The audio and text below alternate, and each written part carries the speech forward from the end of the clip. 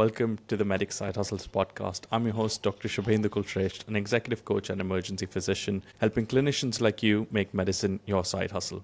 I author the Impactful Clinician micro newsletter, and I'm also the creator of the Clinician Impact Actionship, a program that helps you find your non-clinical zone of impact and take action towards it. In each episode of this podcast, we sit down with an inspiring guest who's redefined their career, turning their strengths and experiences into something greater. We look at how purpose, equity, and influence come together in their career, focusing on crucial decision-making moments that we can all learn from. In the second half, I hand over the hosting to my guest, who can ask me whatever they like about coaching and non-clinical careers. Live audience, you get to ask us whatever questions you like, so do drop them in the comments. Sort of start in the second half because there is always a delay between where we are and the streaming onto LinkedIn. So I'll give you a cue and you can keep putting your questions in as and when you like. All right. So without further ado, a quick introduction of our guest today, Dr. Suman Paul. Dr. Paul is a respiratory medicine consultant, but I found out that he's also had a couple of successful online courses and is now very active on YouTube and LinkedIn for his words on personal finance. So I thought it'd be really nice to showcase his journey on this podcast today. Thank you so much for joining me today, Dr. Paul. How are you? I'm good. Thank you for having me today. I've been watching some of your previous episodes. It's been fantastic. And the way you are bringing all these insights from people who are actually doing things, this is amazing. And for someone who's looking for opportunities or looking for real people who are actually doing things outside medicine, this is a beautiful resource. Oh, thank you. Thank you very much. I really appreciate that. Could you give us all a big overview of your career and whether you consider medicine your side hustle or not? Okay, so I'll start from the question first. So medicine is not my side hustle. So I'm a full-time NHS consultant. So I am from India originally, from Kolkata, and I did my MBBS, which is the undergraduate training, as well as postgraduate in respiratory medicine from India.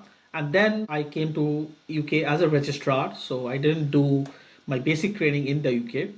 And I worked as a registrar for a few years, then entered training. I trained in the Mercy, so Northwest, as you might know, Northwest Deanery, they have two rotations. One is the Manchester rotation, the other is a Liverpool rotation, which is called Mercy rotation. So I was a Mercy trainee. And I completed my CCT last year in May, so we are almost a year. And then did locum consultant job for around 6 months, and from October I'm a consultant in Royal Preston Hospital as well as a COPD lead for the trust. So that's about my NHS and my clinical. So I have a very standard pathway. You enter training, get your CCT, do NHS job. This is a very standard pathway, and I work full-time as a consultant. So this is my main income stream. That's my primary profession, and I do things side by side, which will come to that later. Yeah, very exciting. So Preston, very up north. I remember when I went to Liverpool, probably for the first time, was to the Peds Hospital, Alderhay, to do my APLS. That was my brief introduction to Liverpool. But very nice city, very nice place up north, and even Preston's quite good. But yeah, thank you for sharing that. I think a lot of our listeners might be in the same journey that you've taken, or perhaps just exactly where you are. But they're also all exploring kind of something beyond medicine. And many of them, including many of my guests previously, have kind of said, oh, they got to that consultant stage, but there was something missing and there was something more that they wanted to do. Was that your experience as well? I actually started a long time back, even as a trainee. So I have been doing I'm doing YouTube and social media for last 4 years. So the idea was that if I describe myself, I like business. I like to know and learn about money. And Okay. that's, you can call it my hobby. So I like to learn about and manage money. So that's my hobby. So Right. I was always excited, and I have always been learning about this thing. Now, there was never an thought process that I want to do something, maybe an income source or maybe a business on this side. So I've always been thinking about, get your trading, get your next exam, and the standard thing that most people do. Right. Now, I started YouTube with the idea to see, let's see, around the COVID time, people were stuck at home, and social media become a lot more popular, because I don't remember before COVID, I would go on YouTube and watch a video to learn something. I never did that. Interesting. YouTube was there since 2008, 2009, but I never did that. So I would be watching a movie. That's what I would do. But I think that's the time, that was a time when you'd go to learn something, to see what people are saying, and the algorithm also started push. They become smarter and smarter, so that would Yeah. put out things to you that you wouldn't be interested in otherwise. So that was a good thing. So I watch videos, and you see like Ali Abdal videos and so many other doctors. Yeah. They've been doing really well, and then you start thinking, well, this is an income source. People are earning money from this. So let me go and try and see what happens. So that Okay. was the whole idea. So let's Right. So start and see what diversifying your happens. income source. Okay. Yeah, So yeah. that's really interesting because I think I've been on YouTube since probably the beginning. I want to say about 2009, 2010. I've been on YouTube and I set up my YouTube channel quite early as well. And I think by the time COVID hit, or maybe even 2015, 2016, I thought YouTube was pretty saturated, or at least my perception was that it was saturated. And, I wasn't consistent with my YouTube channel and things had kind of fallen apart. And then I saw Dr. Sara be replaced by Ali Abdal and new creators coming up. And I thought it was all absolutely filled. But, now here we are in 2025, and actually a further algorithm change has taken place and a new shift has happened. And suddenly YouTube is a new opportunity absolutely opened up again. And I really want to get into that with you because I know you're experienced with YouTube. But quickly give us a bit of an overview of what all do you do outside of your medical work and how do you manage that? Yeah. Okay. So my main side hustle will be YouTube. And now at this stage, it's a business. So it's a profitable business. It's one of my income sources. So I get regular money from YouTube. I have been expanding into various brand collaborations. And for the last 2 months, I've actually hired people. So I have a team now who does my editing. Till now, till Wow. January, end of January, all the videos where editing was done by me. Very basic editing. Okay. So I never hired a people. So this is the first time. February was the first time ever in the my channel journey. I hired a professional editor to hire my videos. So that's something which is, and now kind of I am, the way I strategize my channel is that I want that to be one of the cash cows for running everything else that I Right. do. Um, Interesting. so that's the main thing. The other thing that was the first business angle of my channel was MRCP courses. After around 1 year of doing YouTube, 1.5 year of doing YouTube, a company from India, from Kerala, they reached out to me to set up their MRCP courses. So they were a MRCOG company called Study Medic. Uh, so they had a very successful MRCOG course by that time, and now they wanted to expand into MRCP along with all other Royal College exams. So they hired me as a Okay. course director as well as someone to set up the, like, hire the team and set up the whole part of it. Before that, I was actually emailing past tests and all, just give me some affiliate deals or something. Right. So my initial videos were, I used to do about MRCP and various exams. So I used to ask companies like this for affiliate links. So So then when I got access, yeah, you used to already do your videos on your own channel, but then somebody picked you up and said, "Can you actually create something for us?" yeah, Is that what yeah, happened? Okay, wow. exactly. And they hired me on their payroll actually. So they Okay. were serious about it. Yeah. So I joined as a MRCP doctor to design the course. That's one part. That's a technical part of it. The other was I also did marketing for them. Right. So of course they were a big company. They had like more than 150 employees. So they had a full IT team, social media team. But I used to kind of run and strategize about where to put the ads. Even I created some of the reels for them. So that was the first business application of what I learned from YouTube, say, year and a half Okay. of doing videos. And then eventually, of course, starting off, like, we hardly have any students. Slowly, our course started expanding and our market positioning was quite different. Like, we do live courses. So this was a time in 2022 when online was the big thing, edtech, online, everything online. That's the time when we positioned ourselves as a live course where you'll have a Right. Zoom call with the teacher and you'll be running live in a way. It's a virtual, but it's Okay. still a live course. So that was our market positioning. And that expanded, and like even this year we are actually getting IMT trainees in the UK who are joining our courses. So Wow. that's, Okay. I'll say, we have come a full circle. So yeah, that course is established. I'm still the course director for that, but I don't do anything about that course in my on my channel anymore, because Why? we have our Okay. own channel, we have our own social media, and it's been managed by the team. So that Okay. doesn't need a lot of input from me at this stage. But that's something that at least in the first 1 year, I had to do a lot of work for that MRCP Right. course. So about a year and a half of making videos on your own channel. Do you know roughly how many videos you had before you got these opportunities? At that time, around 100. Yes, around I 100. think I had maybe 5 or 6,000 subscribers at that point. Okay. And then you got your first opportunity, and then you did this for about a whole year for them and making videos for them, Yeah, I'm while still also doing making them. I videos still for work your for own, them. you're still doing it. Yeah. And you're still also Yeah, yeah, making yeah. videos for your own channel. And I guess people listening to this must be Exactly. like, how do you get the time to do that? Yeah, so I'll tell you, it's not. So I've been on throughout this time. I was on registrar training as a medical reg. Wow. So anybody who works in hospital knows Nights. what my job was, with nights, on calls, weekends, everything. I only had a 6 months period when I went 80%, like you are doing now, just a part of Yes. LTFT. So I just did 6 months, and the intention was for my YouTube channel. That was only 6 months Okay. to go Wow. 80%. But after even, and that was not the last part of the training. I did that for 6 months, then I went back to full time training again. Okay. So I've been on training most of the time, full time. So the way I started was one video a week. And even now, Okay. not recently, but it's been always one long video a week. Okay. Wow. That's So first I started off with the standard formula. You talk to IMG doctors about yeah. UK exam, lab, this, that.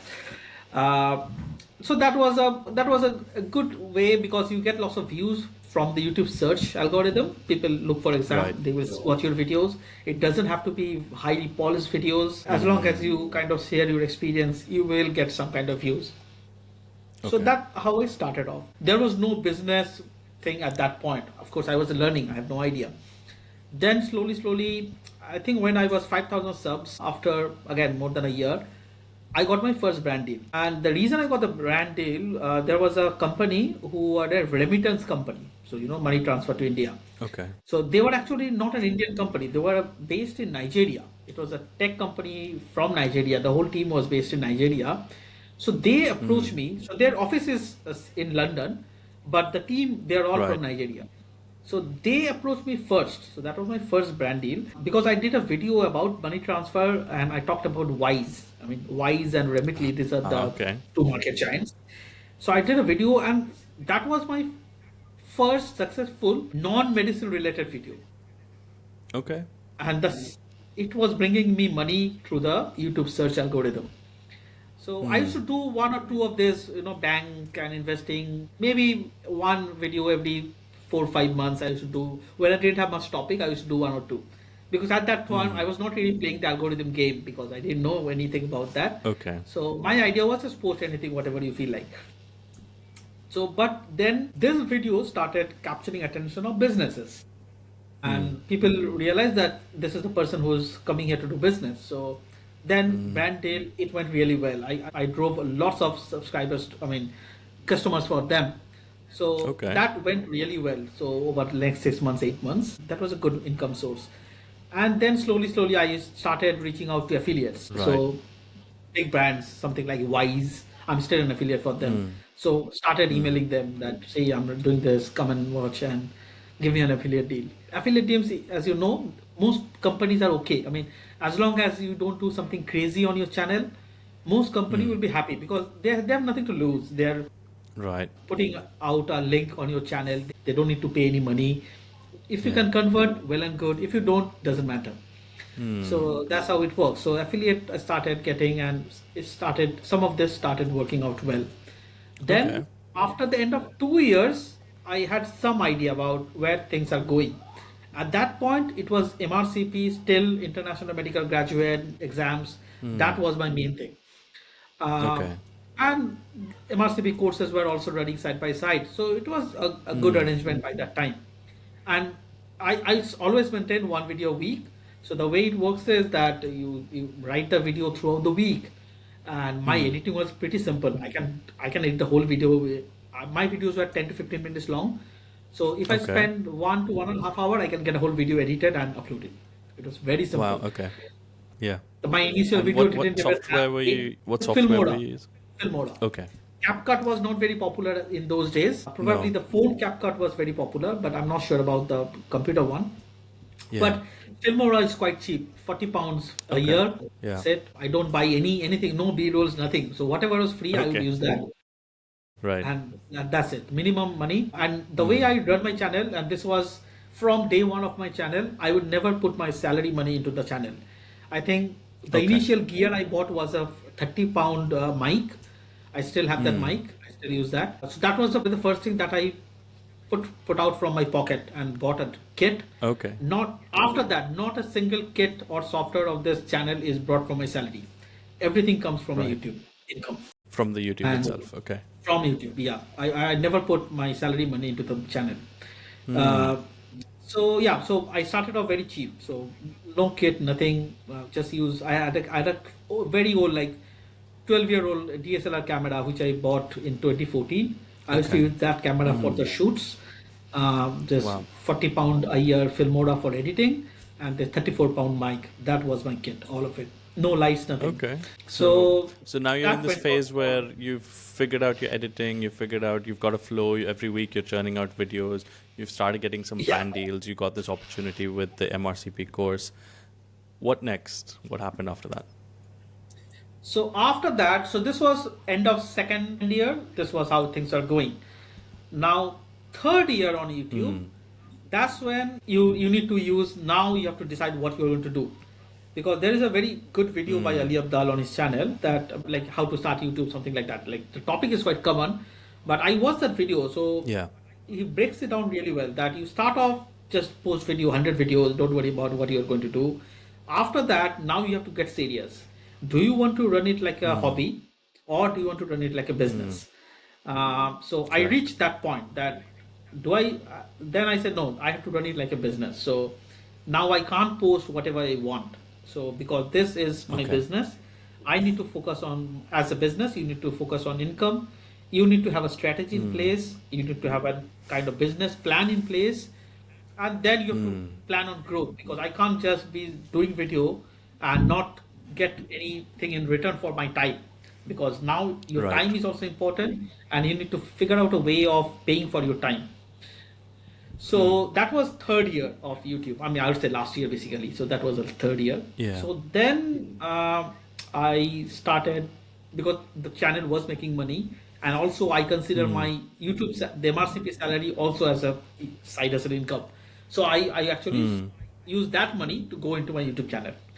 And then Right. slowly I bought few kits, upgraded my gears. But all of this money, actually none of it was my salary. So a lot of Okay. people actually start off with nice kits. If you can afford that, by all means do that. Mm. But if I use the business terms, I wanted to get a minimum viable product first before I Right. thought of investing in it. Okay, so that's the Mm. way I worked on it. And then in last 6 months, say October, November last year, I usually do a 6 months audit of my channel. That's when I realized that, see, I was doing videos for IMGs, they were driving my subscriber, they were driving my views. But the real money was coming from videos which are about finance.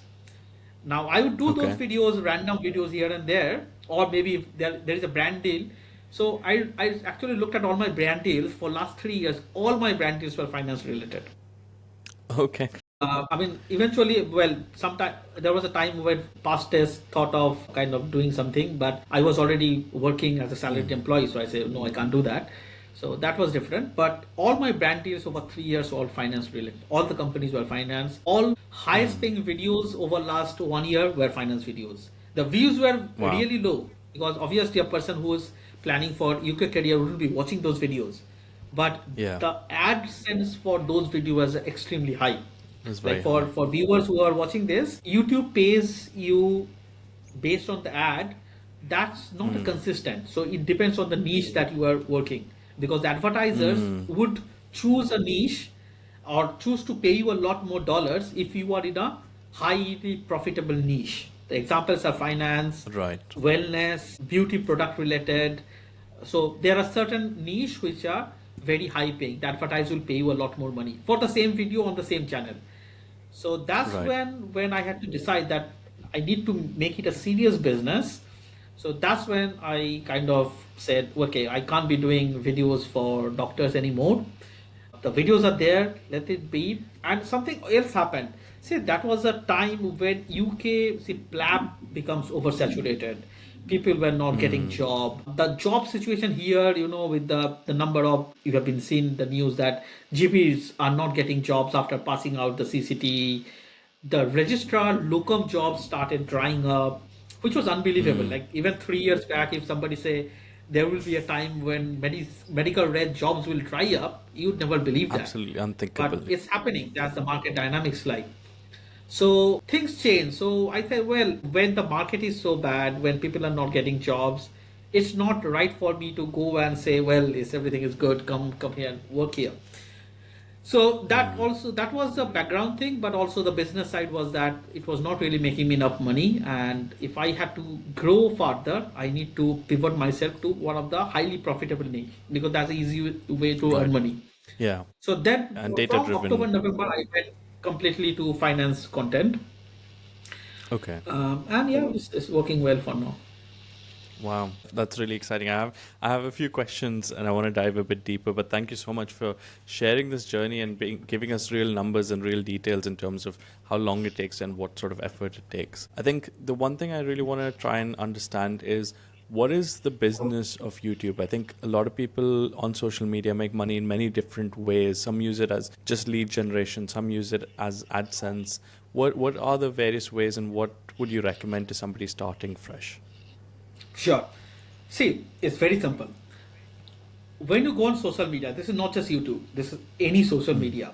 Okay, choose the platform. Choosing a platform is a different game. But yeah, any platform, if you are going to earn money from social media, you either have to sell a product or Okay. talk about a product, or you have to be the product. Okay, so Right. these are only two ways you can do that. If you are selling a product, what are the examples? Let's say you are an entrepreneur, you have a startup, you are trying to grow your startup, then you go on a platform and you talk about it. That adds credibility to your voice, that makes you a person of influence in that niche, and it opens up lots of opportunities for you. So that's something. So what you are doing is you have a product. It could be a company, it could be a digital service, it could be some kind of skill that you have that you want to promote and get clients about it. It could be a coaching like what you are doing, Shub. So that's you are on the social media to gain visibility, to promote your product Right.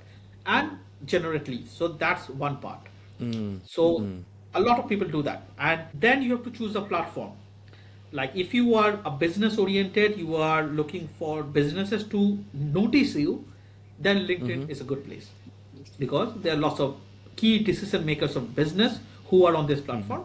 And if you are actually serving to businesses, you can think of LinkedIn. If Yeah. you want to be more like fashion related, lifestyle related, TikTok, Insta, both. Okay. So that's one way. If you want to, if your product or your services, let's say, I'll give you my example. So I'm trying to set up my private practice. Okay. So if I'm looking for, I'm a respiratory physician, so my patients are usually uh, 60 plus years age group, Yeah. and I'm not going to post on LinkedIn about them. So if I want to Right. go after my prospective patients, I need to Yeah. go to Facebook. Okay, because that's where people Right. are, that's where their attention is. So you need to find out where your target population is, where is their attention. Let's say if Yes. I was a pediatrician, or not pediatrician, if you was I was a maybe maybe something to do with reproductive medicine, sexual medicine, that kind of where I'm targeting young population, TikTok, that's where I have to belong. If I'm doing a Yeah. wellness business, TikTok, Instagram. So you have to find out where you want to go, and then you go to that platform where these people attention are fixated. Yeah. That's really So interesting. yeah, And first choose I what you had, want to do. sorry to interrupt. I just want to say, like, I had a Right. very similar experience when I thought medics aren't really on LinkedIn. But then actually, the medics who are looking to do something beyond just clinical work, one of the first things they do is get on LinkedIn. So it's a very filtered, pre filtered population of the right sort of target audience. Exactly. And it really depends which platform Exactly. to platform they're on. Yeah, please Yeah, very continue. important. So for me, because I was doing finance, it's YouTube.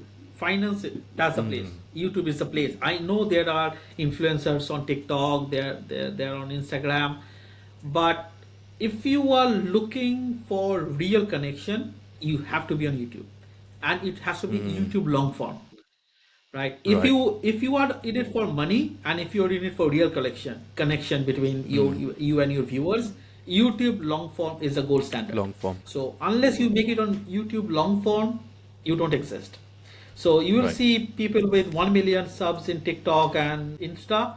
Now they are coming to YouTube because they know this is the place where you get real connections. And businesses know this. If you are a finance company, you are going to reach the consumer, they will come and spend money on YouTube. I mean, Yeah. look for number of videos trading 212 is being Yes. talked about. Okay, so they know this. Yeah, so choose your niche. So yeah, so this is what I said, that first you are selling your product. That's one group. The other thing is what I am doing is you are the product. So I am the product of my channel. So what I tend to do is, the advantage of this is I am not bound by one particular product. So I can Okay. sell anything. The way my business works is I go out to brands, or brands reach out to me to sell their stuff, and I decide whether I'm going to promote it, and I can sell it. Because I don't have a product. Like, there is no business that I personally own that I'm promoting. Right. So my income comes from other brands, and I'm selling there, who are selling through me. Or if the real money lies if I can develop my product. That's where the Okay. real money lies. So that will be my next step. So if I want to increase my income another 10x or 100x, I need to have my own product. So that's how the Right. journey goes. Okay. But yeah, so either you are selling a product or you are the product. You have to decide what you want to do, and Right. then just Interesting. go for it. Yeah, I'm looking at this from the lens of what I coach people through. So when we talk about a non-clinical career that they want to take, we talk about having influence, having equity, which is non-financial equity, and then having a purpose, and a confluence of all three of them I call the zone of impact. And it sounds like getting onto YouTube, you started off creating that non-financial equity, the videos that kept talking to people on your behalf and conveying information and actually showcasing your value, building trust, building credibility, and eventually moving into that influence circle as well, where you had the trust and credibility to influence people and help them make their decisions in a way that served them best. What I'm really curious about is what was the underlying purpose piece for you, because I think that's really useful in helping drive that motivation to keep going week after week doing videos when you're a registrar is really, really tough to do. Was there initially that lens of like, okay, I'm an educator or I want to help people in a particular way? Was that underlying your initial efforts? Yeah, see, the idea of helping people was always there, but that's not enough, because every people who started some around that time, who wanted to help people, they don't exist anymore. I'll give you an example. I Yeah. have a video on MRCOG exam. So I asked one of the gynae obs registrar to come and do the Okay. Zoom call like this. So that doctor was very motivated. He wanted to really, she genuinely wanted to help people. They developed her own website about exam, blog, everything. Now, after a year or so on my videos, I put out a link for the website so that she gets views, and it was a really helpful website. The website didn't exist anymore because you have to pay for a domain, isn't it? Like, it's a recurring Yeah. payments. So unless you are getting a steady income, you can't sustain your, one is your time as well as your resources. So Correct. to keep coming back every week, you can't do that just for helping people. Helping people. Yeah, so helping people could be an Money underlying is thing, is the but real, not yeah. keep doing it. But did you find So that you that's had some where, innate strengths or tendencies from your clinical work or other work that helped you particularly choose YouTube and do this? Like retrospectively, you saw that, oh, it lines up with something that you're already good at. Did that happen for you? well, you like, this is something that we all get. Like, we get phone calls from our friends in India that tell me about this, how to do this, how to do that. So this is something which is very common to most IMGs, and this is how I started off. So I didn't need to research about MRCP exam because I was already doing that. I didn't need to research about which medicine job to apply, how to prepare for NHS interview, because these things Yeah. you have been doing that all all the like for all so many years. So I didn't need any time for research or anything. I could just turn on the camera in a 2 to 3 hour in a Sunday evening. I could get the whole video done from ideation to shooting to scripting. Everything could be done. So half a day on a weekend. That's what I used to do. If you are doing weekends, then you will get a day off. Then you just do it on the day off. So Wow. it sounds difficult, but if you keep doing it, it becomes part of your routine. But at some point, it becomes your income stream. Then you need to think. See, you may hate your job, but you still have to go and work because that sustains you. So Yeah. similarly, at some point, even though you may not feel like doing it, but you need to figure out a way of how to do it. So for example, now, yes, I had to do some other things. So what I do, I hire people. But the reason I can do that is that the YouTube is making money for me. That's why I can pay my editors to take off a lot of work from my side. So nowadays, Yeah. I just do a shooting. I spend 1 hour a week for a long video. That's all I do. I do Wow. all the shooting, everything is done and uploaded. Everything gets sorted and uploaded to my channel Very much doable. So if you're going to the gym 1 hour a week, I mean, this is less time than going to the easily. gym. Yeah, and it just is a matter of time. And in fact, it's not a lot of time either. It's like 3 years, and you're in a really good place. Yeah, I think the good thing that happened was AI. Without Yes. AI, I don't know how I would run my channel. So I'm a very much AI used person. So without AI, I don't think I will be able to Yeah. do everything that I do I now. think you're The AI was very missing right. for me. Yeah, I mean, I started this podcast not very long ago, and I do a podcast episode almost every week. So it's about an hour every week. But at the end of this, I'm creating short clips and summaries and timestamps and editing, and all of that is AI supported and really saves me so much time. I couldn't have done Exactly. it without that at all. It's really like starting to hire people, but a lot more affordable to Exactly. help with. Yeah. So my script writing is done by a software that knows how to talk about me. So I've trained this software with my own videos. It has my brand voice. It knows the customer that I'm looking to find. So everything has been fed into it. All I need to do Wow. is to put an idea and refine it. 15 minutes, I can get a script out from it. That's amazing. I think the world is really, really changing. The opportunities are new. And what do you make of the new algorithm changes in YouTube with the whole For You algorithm and hopefully even other platforms catching up to that? Yeah, so what I'm seeing is that if the video clicks, you get massive number of views. Like unbelievable. You know, the spike that you get is unbelievable. And it brings in so many subscribers. Like from 20,000 to 21,000, it took me 1 week. So because a Wow. video clicked at that point, and that brought me 1,000 subscribers in a matter of week. But the thing is, it's not really helping. You know, subscriber in YouTube, if you are doing it for money, is a vanity metrics. I don't care what my subscribers are. So you need right people. So if I get 100 people, right 100 people who are the appropriate people who watch my video, I will make money from it. I don't need Yeah. 1,000 subscribers.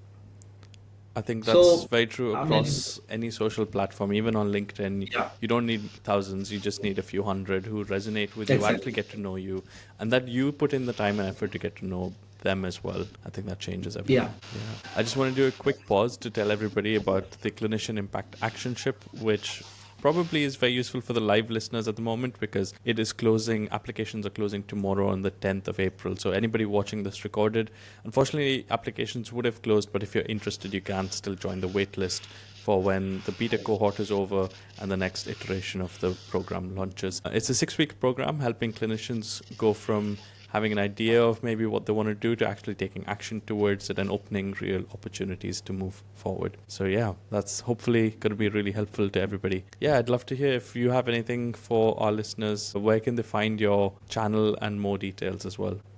Yeah, if you are interested in finance content, then you can go on YouTube. Even if you Google my name, because you know YouTube videos come up on Google. So if you just type my name, Suman Paul, it will show up. If you are someone who's starting to invest or just started investing and you want to learn more about it, then my videos are applicable for you. I am not a trader, so I don't even own any single stock.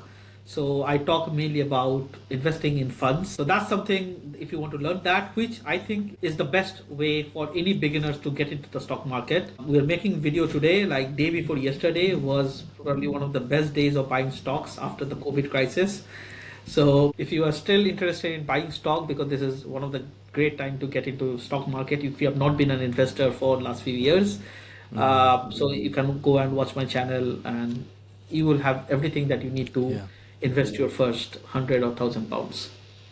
Very interesting. So, and I think bit of technicality here to say that this isn't financial advice. I guess this is you sharing your passions and your interests with everybody else. And I think expanding further to social media, there's definitely GMC guidelines for those listening and want to talk about various things on social media. It's worthwhile going through the GMC guidance on what we can talk about and what we can suggest and recommend in social media. So yeah, thank you very much. I think on that note, let's swap over and I'm going to let you ask me any questions you have about non-clinical careers or coaching, whatever it might be. And I'm going to ask our listeners to drop in any questions they might have at this point so that we can address them before we close. So I think something that I always wanted to ask is, if somebody is actually planning to make medicine the side hustle and they want to stop working as a doctor from next month, let's say, then what would your advice be? How are they going to sustain themselves? Are they always meant to have a source of income to do that? Yes, I think that's a really good question. Income is the biggest real barrier. And I think even when we start looking at opportunities outside, we're always constantly comparing it to, "Oh, what would a locum shift give us?" So even if there's other services or forms or things that we can put our time into, the value for time is really hard to equate. I'm not really a big advocate for chasing a big quick money income so that you can leave your clinical work. I think if there's reasons for you to need to leave clinical work for burnout or health reasons, I think the NHS can accommodate for that within sick leave and other benefits that they offer us.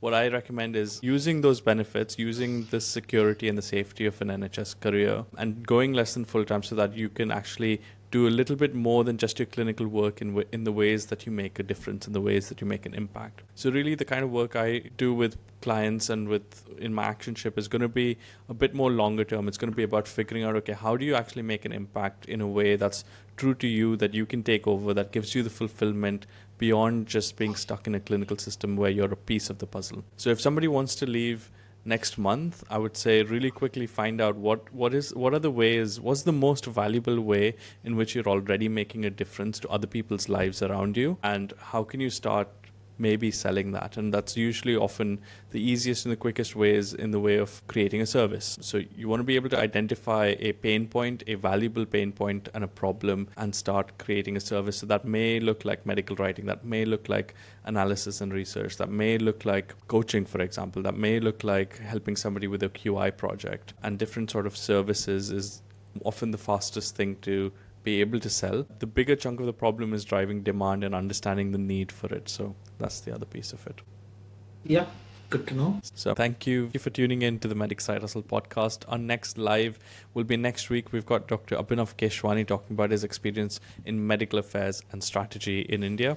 If you're wondering whether you're ready to make medicine your side hustle, try my 3-minute quiz that's down in the description and the comments below. Dr. Paul, do you have any last comments for our listeners?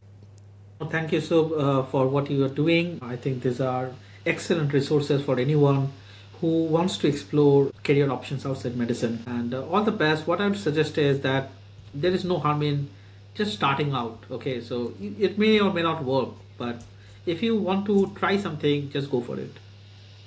Yeah, thank you very much. That's really, really helpful. So I hope this conversation sparked some ideas and inspired you to think bigger about your career and your impact. Until next time, stay curious, keep solving big problems, and remember, you have the power to create something extraordinary. See you soon.